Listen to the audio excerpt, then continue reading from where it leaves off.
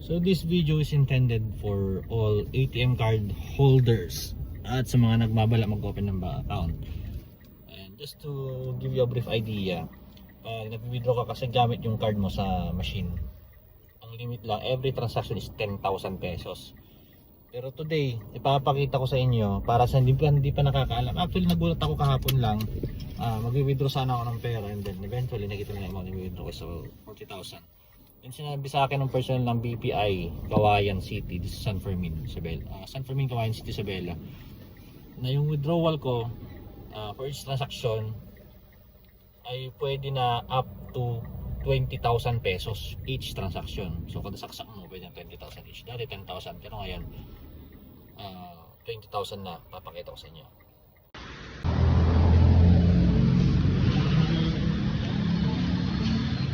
Saksak natin.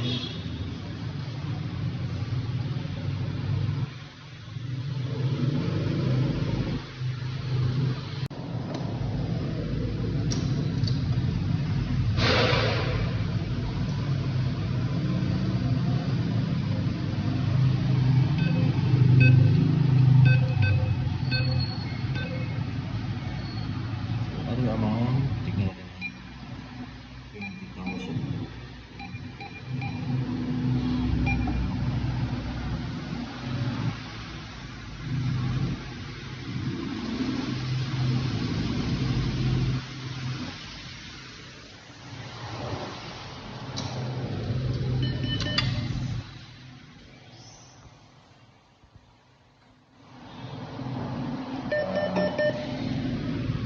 20,000. So yun na, nakita nyo na.